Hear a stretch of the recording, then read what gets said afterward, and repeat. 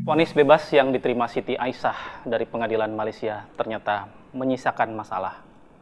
Meskipun pemerintah sudah menjelaskan bahwa di balik putusan tersebut ada lobi-lobi tingkat tinggi, tetapi karena Perdana Menteri Mahathir Mohamad menyatakan tidak tahu menau tentang lobi-lobi tersebut, isu ini bergulir menjadi isu politik seolah rezim di bawah pemerintahan Jokowi adalah rezim bohong, penuh menebar hoaks. Salah satu yang dituduh menebarkan hoaks sudah ada bersama saya, yaitu Menteri Hukum dan HAM, Bapak Yasona Lauli. Pak Yasona, apa kabar? Apa kabar sederajat? Ketemu kembali. Pak Saya belum Yason, pernah menebar hoax. ini katanya Pak, bagian soal Bapak bilang ada lobi-lobi tingkat tinggi itu disebut hoax, Pak, karena Pak Mahathir nggak Diluruskan pernah bilang dulu gitu. melobi. Ini proses hukum. Oke. Bahwa sebagai negara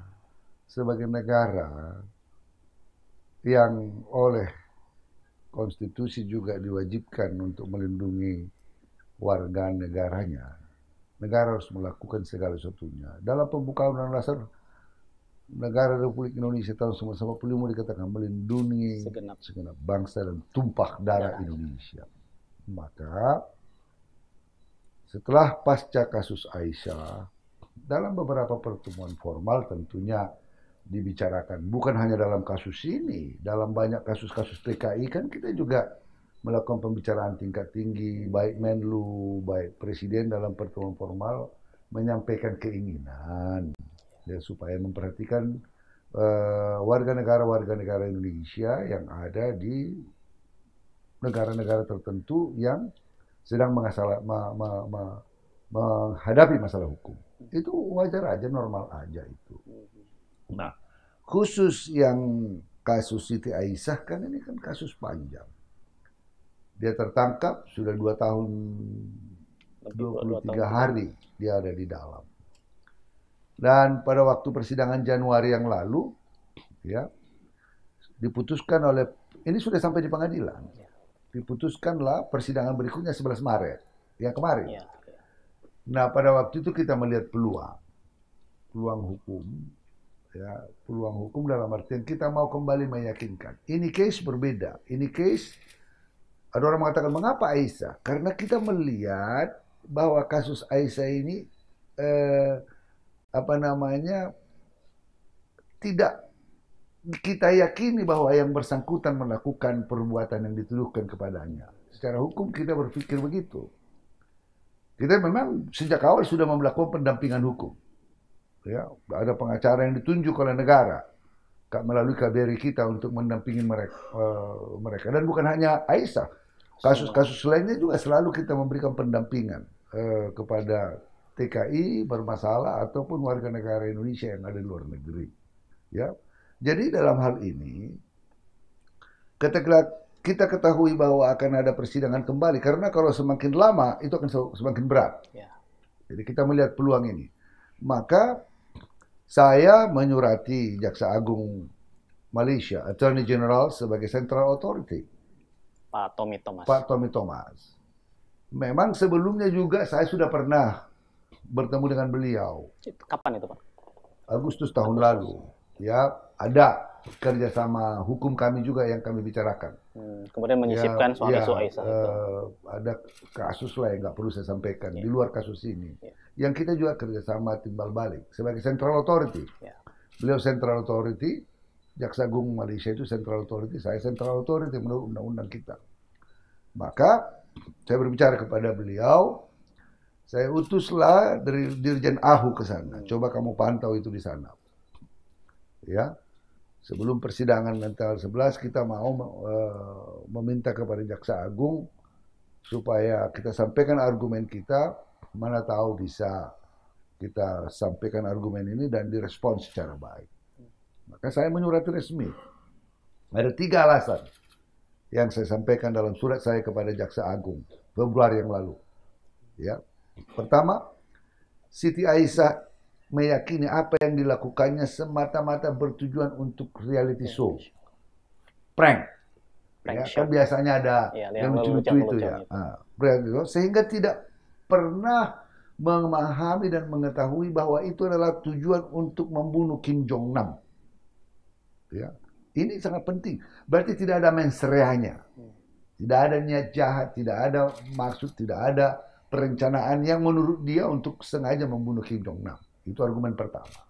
Yang kedua, Siti Aisyah ini menurut kita dikelabui oleh agen-agen North Korea, Korea Utara, ya, dan diperalat oleh pihak intelijen mereka.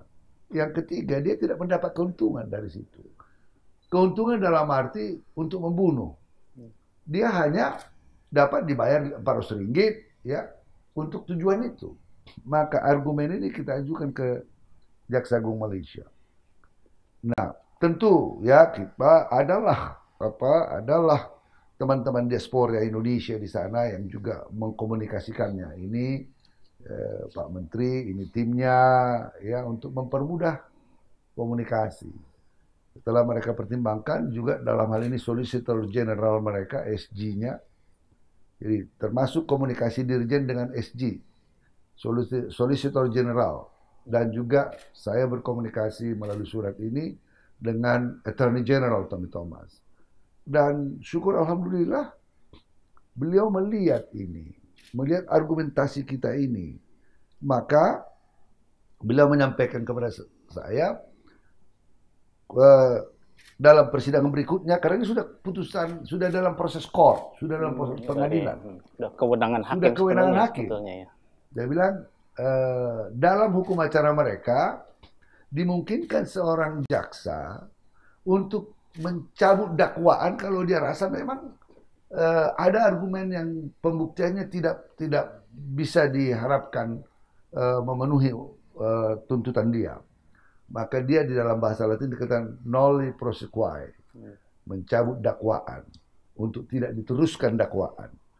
Dan itu kita lihat ya, hakim aja agak kaget pada waktu itu. Waktu persidangan tanggal 11 Maret yang lalu, jaksa menyampaikan bahwa dalam kasus Siti Aisyah, jaksa mencabut dakwaan nolli prosequi. Mau tidak mau hakim tidak bisa meneruskan. Akhirnya dia dibebaskan. Boleh, memang tidak bebas murni dalam artian putusan belum pengadilan kan belum memeriksa tuntas kasus-kasus ini, masih dalam proses court. Tetapi jaksa mencabut dakwaan, ya dia dibebaskan dan bisa masuk ke Indonesia, bisa dibawa ke Indonesia. Pak, itu kan kalau kita lihat Bapak kemarin langsung hadir di Malaysia, itu hadir di persidangan atau karena sudah tahu sebelumnya bakal divonis bebas atau Bukan. mendapat laporan? Saya kan sudah dapat surat dari jawaban surat saya kan sudah dapat dari apa? Pak Jaksa dari Agungnya ya? Jaksa Agung. Ya. Ini kan mengapa saya datang ke sana? Saya kan harus mendampingi betul to make sure untuk memastikan semuanya berjalan dengan baik. Saya juga menemui Menteri Dalam Negeri Malaysia karena dia yang membawahi lapas dan imigrasi. Itu kapan? Hari yang sama. Hari yang sama. Hari yang sama. Jadi supaya saya, bisa proses langsung supaya dibawa prosesnya pulang. cepat bisa kami ambil satu hari itu. Kita kan takut ada ini. Jadi betul-betul kita tunjukkan karena saya yang langsung mengirim surat ke Pak Jaksa Agung dan beliau merespon surat saya itu, saya harus mengapresiasi dong, menghormati bahwa argumen yuridis kami itu diterima oleh Jaksa Agung, ya kan? Jadi saya datang ke sana dan misalnya urusan lapas bisa dan kemudian pada waktu kita bawa ke Subang karena kita bawa dengan pesawat private jet, ya, oleh Pak Dubes, ya, pesawat Pak Dubes untuk di sana, maka kita memastikan supaya semuanya baik. Imigrasinya itu ya karena kita minta ke Pak Menteri Dalam Negeri ya dibantu dan peralatannya bisa disegerakan di Subang, ya, di Bandara Subang. Saya katakan tadi, lobby seluruh negara di dunia ini, pimpinan negara, kalau menyangkut warga negaranya, mereka pasti akan melakukan pembicaraan bahwa prosedurnya harus prosedur hukum, ya. Benar. Pada waktu saya berbicara dengan Pak Mahathir, saya mengatakan, Pak Mahathir, Itu bulan banyak, Agustus juga dengan bulan Pak Mahathir. Agustus. Pak Mahathir, terima kasih, selamat. Apa, saya katakan, di Indonesia bukan hanya Siti Aisyah yang kita raise pada waktu itu kan. Di negara ini, di negara Bapak banyak warga negara PKI. Kita juga minta supaya ada perhatian kepada warga negara Indonesia yang menjadi TKI karena jumlahnya sangat besar, perlindungannya ya karena banyak juga ilegal supaya diperlakukan betul-betul dengan baik. Tuh. Yang berikutnya kita bilang ada kasus yang menurut kami kasus Siti Aisyah yang menurut kami masih ada perdebatan hukum di dalamnya untuk diteruskan ke pengadilan dalam proses. Beliau mengatakan itu prosedur hukum. Itu proses hukum yang tentu beliau mengatakan sama dengan kita. Kalau kita pun di sini proses hukum kan ada separation of power, ada pembagian kekuasaan yang tidak boleh diintervensi. Itu waktu itu beliau juga menyampaikan seperti itu. Tapi kan berikutnya saya ketemu dengan Pak Thomas. Ya, saya katakan kami akan mengajukan argumen-argumen tentang ini, pendampingan, pengacara juga. Jadi itu hal yang wajar bahwa memang bukan lobby dalam artian melobi proses hukum, no. Bukan. Bukan ada. Dan pengadilan kan adalah cabang yang merdeka. Di mana-mana di dunia yang demokrasi, pengadilan adalah cabang yang merdeka. Maka itu yang saya katakan, ya teman-teman mengkritik dengan begitu ya sah-sah saja lah mereka namanya. Tapi kalau dikatakan hoax, siapa sumber hoax rupanya kan? Kita ini belum lama menyebar hoax. Nah Pak, mungkin yang menjadi pertanyaan publik, apakah komunikasi itu hanya dilakukan ketika Pak Mahathir yang ternyata memang lebih ramah dengan Indonesia? Bukan. Pak Najib juga sudah pernah disampaikan dalam artian, iya kan? Karena kasus Siti Aisyah ini kan high profile, karena menyangkut bukan hanya pembunuhan TKI yang lainnya, warga negara kita yang ada di sana, itu case-nya ada yang membunuh majikan, ada yang apa, itu pure crime. Ya, bahwa kita harus membela, yes.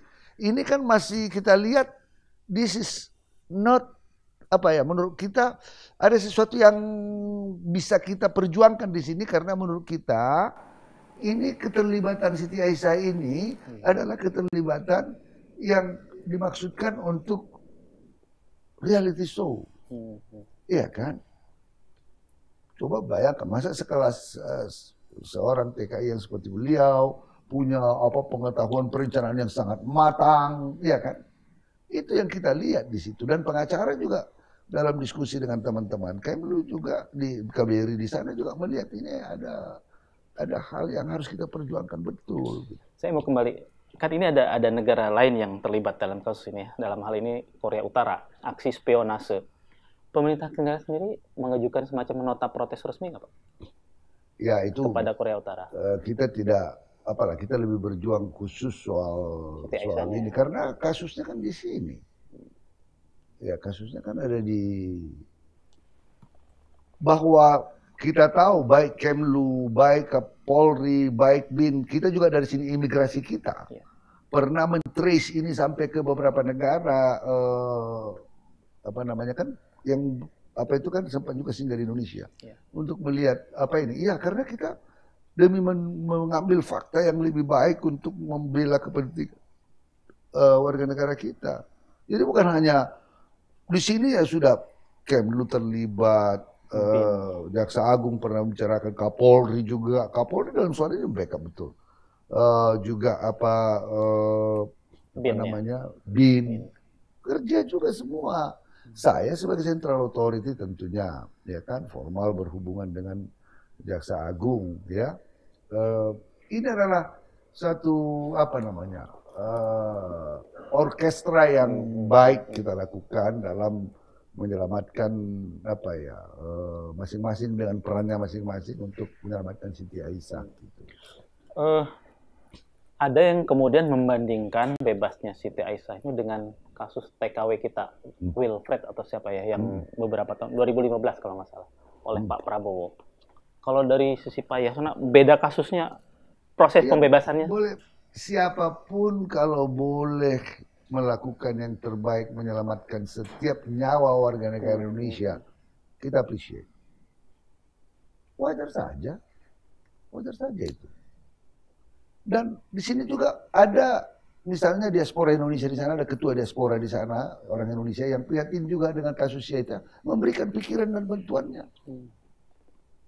Sama kalau misalnya di Arab atau di mana-mana, itu soal yang solidaritas antara organisasi migrant care misalnya. Migrant care memberikan perhatian yang sangat baik di sini juga. Dan itu harus bekerja sama dengan bukan dalam kasus ini kan berbeda. Yang di beberapa kasus yang lain kan yang kita lihat kan betul-betul pure-nya apanya itu kriminalnya itu kan apa? Ini kan masih bisa kita lihat ini something apalah. Ya kita ada lihat unsur politik dan spionase itu tadi ya. Itu tadi. Makanya kita betul-betul berkonsentrasi dalam soal ini. Itu pula yang membuat mungkin Aisyah kenapa langsung Pak Menteri terbang sambut jemput ya. Beda dengan kasus-kasus lain kan. Kasus lain kan beda. Ini kita lihat. Coba bayangkan kalau ini diteruskan, ancamannya sangat serius. Seumur hidup atau hukuman mati.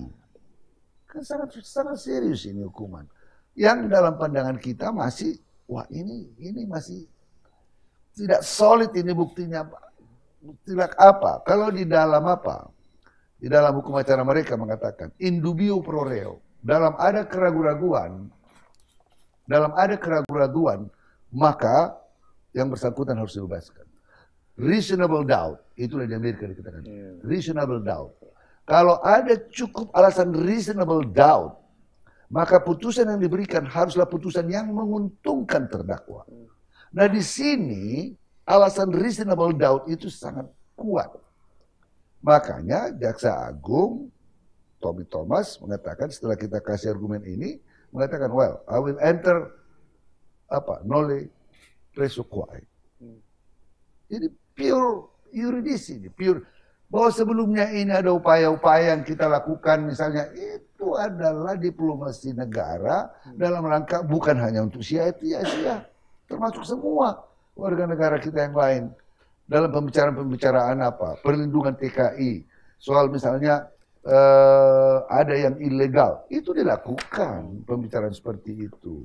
Sangat konyol kalau misalnya kita biarkan aja, enggak perlu ada pembicaraan tingkat tinggi membicarakan nasib TKI. Wah itu konyol, bahaya banget kalau begitu. Itu sangat konyol. Pak, kalau dalam sebuah lobby-lobby kan mestinya ada take and give ya.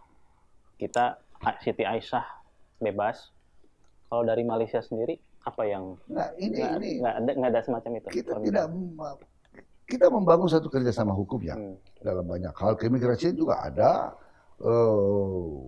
Pembicaraan perbatasan juga antara dua negara kan ada. Banyak hal kan, pembicaraan itu kan akan terus kita lakukan. Tapi kita adalah negara tetangga, sahabat, yang dalam banyak hal kita punya kepentingan dan share. Satu rumpun lagi. Iya kan, satu rumpun lagi. Mengapa tidak kita terus melakukan kerjasama yang baik antara ini? Kita juga pernah memberikan gerasi kepada nelayan Malaysia. Saya sebagai Central Authority pada waktu itu, waktu masih zaman Pak Najib, berapa orang kita kasih gerasi kok. Sudah dihukum kita gerasi, karena ada permintaan dari Malaysia. Iya kan? Saya buat contoh ya, kita itu ada 3 juta TKI di sana. Di Malaysia, khusus Malaysia. Lebih 3 juta. Yang bermasalah lebih banyak. Dalam artian ilegal. Maka mau tidak mau kita memang harus bekerja sama dengan pihak otoritas Malaysia, pimpinan negaranya untuk menjamin supaya warga negara kita itu aman di sana. Artinya kalaupun ada penegakan hukum, kita minta supaya mereka ya paling tidak diberitahu ke kita, paling tidak kita bisa bekerja sama, pengacaranya kita sediakan. Ini adalah sesuatu yang normal dalam hubungan antar negara. Kalau tidak, apa artinya negara hadir? Ini adalah betul-betul dalam konteks pemerintahan Jokowi JK, dalam bentuk wujud negara hadir bagi warga negaranya, melindungi warga negaranya. Nawacita Presiden. Kita diperintahkan Presiden sejak awal untuk bekerja keras untuk membela kepentingan kasus ini. Kemarin Kemenlu merilis ada 180-an WNI kita yang masih terancam hukuman mati ya. Nggak cuma di Malaysia, di Timur Tengah juga banyak. Timur Tengah banyak. Upaya-upaya optimal apa yang dilakukan oleh pemerintah? Kedubes KBRI akan terus melakukan pendampingan, memberikan pengacara kepada mereka. Kalau di Saudi misalnya, kalau sudah hukuman mati kita pemerintah akan meminta bagaimana kemurahan hatian raja misalnya, semacam gerasi, bayar diat. Itu adalah soal yang normal. Dulu ingat nggak di Malaysia ada atau di Singapura ada yang mau dihukum gantung, ya Presiden Amerika Serikat langsung menghubungi supaya diampuni, supaya di ini. Itu hal yang normal kok untuk ini. Bahwa dalam proses ini adalah prosedur hukum, ya. Bahwa pembicaraan setiap menteri kepala negara dalam bertemu dengan kepala negara lain, kalau ada kasus-kasus di negaranya untuk membicarakan bagaimana melindungi negaranya, warga negaranya, pastilah ada itu. Kalau tidak, apa artinya negara? Kalau tidak memberikan perhatian kepada warga negaranya. Makanya aku dikritik, dikatakan tidak ada ini. Tidak artinya dalam lobby yang seperti maksudnya cincai-cincai. No, bukan itu. Bahaya kalau negara nggak mau memberi perhatian kepada warga negaranya. Gila aja. Bapak sih bilang tidak menebar hoax, tidak berbohong, melakukan lobby-lobby. Bapak bisa tunjukkan surat-suratnya? Surat apa? Ya ini kan resmi prosedur hukum. Itu dari? Ini dari surat saya yang ini kok resmi. Ini resmi. Resmi dong. Ini surat Pak itu ya. Ya dan resmi. Ada jawaban dari Pak Jaksa Agungnya ya. Loh, ini ada jawabannya langsung. Jadi kita betul-betul legal process. Legal process. Kemudian, bukan diambil diam-diam begitu kayak apa cincai-cincang, enggak. Ini legal process. Kemudian ada politisi yang sampai membuat tweet mention Datuk Mahathir Mohamad meminta maaf bahwa pemerintahan kami sudah mengklaim-klaim. Mungkin beliau mengasosiasikan dirinya apa yang sering dia lakukan atau apalah, nggak tahu lah. Kalau kita ini pure, kita ini ditugaskan untuk bekerja oleh negara, kita kerjakan pekerjaan kita. Malu kita hanya soal-soal seperti itu. Ya, apa namanya, kita sudah selamatkan seorang warga negara yang kita rasa masih ada unsur reasonable doubt di dalam kasusnya. Kita biarkan. Malu dong. Ya kan? Dan nggak paham barangkali soal kenegaraan. Kalau sampai mengatakan pembicaraan bukan dalam arti lobby untuk bukan lobby dalam artian supaya ini ada trading, ada ini, bukan. Bahwa kalau ada pertemuan kepala negara, ada pertemuan menteri dengan pemerintah di Malaysia misalnya membicarakan overall case, itu hal yang normal. Karena dalam Undang-Undang Dasar Negara Republik Indonesia, pembukaan melindungi segenap bangsa dan tumpah darah Indonesia. Sudah dibacanya dulu itu. Tahu dia enggak itu? Ya kan? Sudah dibacanya. Maka apapun effort akan dilakukan oleh negara demi kepentingan negara. Bahwa tidak semua berhasil, yes, of course. Ya, siapa yang lebay? Reaksinya yang lebay menurut saya. Saya mau keluar dari kasus Siti Aisyah. Beberapa waktu lalu kan Bapak ke Swiss ya, menandatangani semacam kerjasama dengan pemerintahan Swiss terkait soal aset-aset para koruptor. Sebetulnya khusus dengan Swiss ini seberapa urgen, seberapa penting dibanding dengan negara-negara lain misalnya? Kan Swiss semua orang tahu dari dulu adalah satu financial center yang terbesar di dunia. Dan bank secrecy mereka kan termasuk kuat. Dulu juga pernah saya sebagai Central Authority dalam kasus Bank Chancery pernah juga berbicara dengan Swiss ya. Ada uang yang ada di sana diminta oleh pihak ketiga untuk dipindahkan ke Inggris. Kita minta di freeze tetap di Inggris. Kita minta tetap di freeze di Swiss. Tapi mereka mengatakan ya kita tidak bisa karena ada permintaannya. Dari apa? Kita berargumen pada waktu itu. Tahun berapa kasusnya, Pak? Baru 2 tahun lalu kami apa itu, tapi ini kasus related to Bank Century. Nah, akhirnya itu pindah ke sana, akhirnya kita sulit trace. Nah, itu membuat kita terus mendorong supaya ada kerjasama mutual legal assistance. Dan ini adalah apa ya? Satu berbeda dengan MLA yang lain. Ini lebih komprehensif, berlaku untuk untuk kejahatan-kejahatan sebelum perjanjian MLA ini kita buat. Ya, semua orang tahu dari dulu bahwa ya orang banyak menyimpan uang di Swiss. Bahkan dulu Marcos menyimpan uang di Swiss karena mereka menjaga kerahasiaan. Ya. Dan banyak sebagai financial center mereka banyak orang lah diduga untuk menyimpan atau pajak soal lain-lain ya untuk supaya pajaknya tidak mereka menyimpan di sana. Untuk itu kita mengatakan ini adalah salah satu perjanjian yang sangat penting dalam rangka untuk menarik kembali uang-uang yang diperoleh karena hasil kejahatan yang kemungkinan ada disimpan di sana. Pak, kabarnya kan Swiss itu tidak sembarangan untuk mau melakukan kerjasama dengan sebuah negara. Mereka juga pernah kalah digugat oleh Amerika dalam soal bank secrecy. Maka kesempatan ini kita pakai. Dan kita juga mencoba meyakinkan kedua belah pihak negara antara kita dengan mereka bahwa ini dalam perkembangan dunia yang semakin maju, ya kita berharap mencegah tindak kejahatan, ya juga kalau ada perjanjian ini memudahkan kami untuk men-trace ataupun aset recovery dari satu perbuatan-perbuatan yang terjadi sebelum-sebelumnya yang dilakukan secara melawan hukum yang mungkin ada di sana. Banyak orang menduga-duga cukup besar gitu, ya cukup besar. Maka itu kita lakukan. Saya kira masih sangat terbatas negara yang bekerja sama dengan Swiss dalam soal ini. Sejak ditandatangani sudah ada manfaatnya, artinya sudah applicable. Jadi memang begini kan kebetulan saya kembali itu kan ini tahun politik.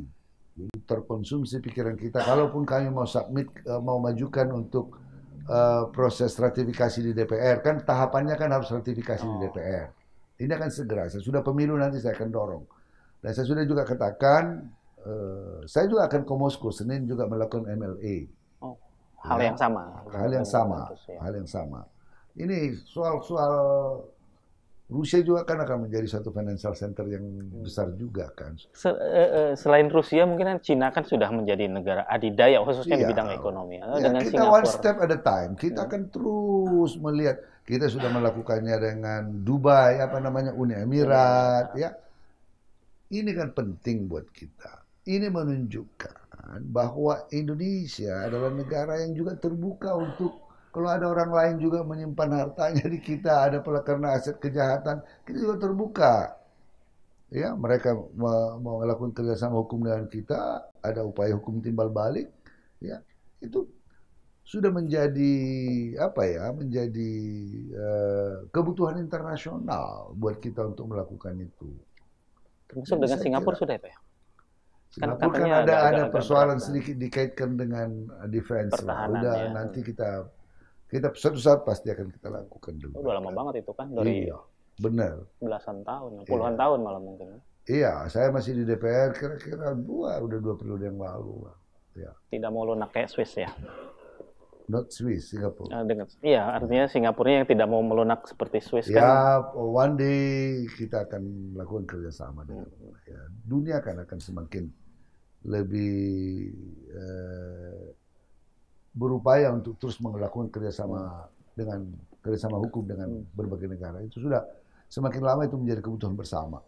Nah, Pak, di luar 2 prestasi besar yang Bapak lakukan, Bapak juga mendapat kritik keras terkait pemberian 2 remisi juga kebetulan. Salah satunya Robert Tantular yang total vonis 21 tahun tapi mendapatkan total remisi 77 bulan. Satu lagi Jadi begini, kalau soal remisi ada aturannya. Sesuai dengan hukum. Kalau tidak sesuai dengan hukum tidak mungkin terjadi. Jadi kalau orang sudah menjalani hukumannya dan dia tidak melakukan pelanggaran hukum, adalah hak dia ya untuk memperoleh, karena itu dijamin oleh Undang-Undang Nomor 12 tahun 95. Dijamin oleh ketentuan perundang-undangan yang ada. Jadi kan metode kita sekarang ini kan bukan pembalasan. Kalau pada gilirannya ada lagi kejahatan dia yang lain, ya silakan. Iya kan? Silakan aja. Kok? Kecuali saya melakukannya tidak sesuai dengan hukum. Itu baru salah. Tapi kan gini Pak, kita kan sudah sepakat nih bahwa korupsi, terorisme... Dia tidak termasuk itu. Dia termasuk di dalam rezim PP 28 atau PP 32. Dia tidak masuk dalam rezim bukan korupsi. PP 99. Bukan korupsi, tapi korupsi, tidak masuk rezim PP 99 pada waktu itu. Jadi ini kan apa? PP ini kan tidak menghalangi apa yang sudah sebelumnya terjadi, kan begitu. Itu resmi, itu bukan hanya dia, ada banyak juga yang lain-lain begitu. Jangankan itu, teroris juga kita kasih kok. Coba cek aja berapa teroris yang kita kasih remisi. Kita kasih. Kenapa? Hak dia secara hukum. Jangan kamu tahan-tahan. Termasuk kita menjolimi orang. Termasuk Ustadz Abu Bakar Basir. Nah, kan ada persyaratan yang, kalau persyaratan dipenuhi, kan persoalan dari situ. Kalau tidak persyaratan dipenuhi, Pak, kamu tahu, saya ketemu dengan Pak Ustadz kira-kira 3 minggu yang lalu, saya rasa. Saya temui beliau, saya mau cek betul nggak kesehatannya seperti apa, aksesnya ke rumah sakit bisa dipercepat dengan baik. Saya ketemu beliau, saya berbicara. Bahwa beliau berpandangan begitu, ya itu kan hak beliau. Kan haknya. Tapi sebagai menteri saya mau melihat bagaimana orang tua ini, ya kan, sudah uzur, saya tawarkan pindah memang ke Solo supaya lebih dekat dengan keluarga. Tapi beliau kalau dipindahkan di Solo kan akses ke rumah sakit yang lebih baik kan lebih baik di Jakarta. Beliau mengatakan saya lebih baik di sini Pak Menteri, lebih bagus di sini, merepotkan lagi nanti kalau saya pindah. Suatu hal yang normal. Beliau juga dapat remisi kok. Satu lagi terkait remisi itu soal pembunuh wartawan Bali, Pak. Itu kan vonis hukuman seumur hidup menjadi 20 tahun. Ini kan karena itu si kan terpidananya orang PDI juga, bapaknya PDI. Nggak ada kaitan. Bersama SK itu ada 100 rasanya yang dapat remisi. Jadi begini, kalau nggak ada remisi, kita harus membangun lapas tiap bulan itu. Berapa? Dalam filosofi pemasyarakatan itu kan dia dihukum, dia dibina, dia dibimbing, dan dia mengikuti pembinaan, berkelakuan baik, dia dapat hak. Reward and punishment. Kalau Anda tidak berkelakuan baik, Anda tidak dapat remisi. Apa? Itulah alat pemasyarakatan supaya membuat mereka itu mengikuti program.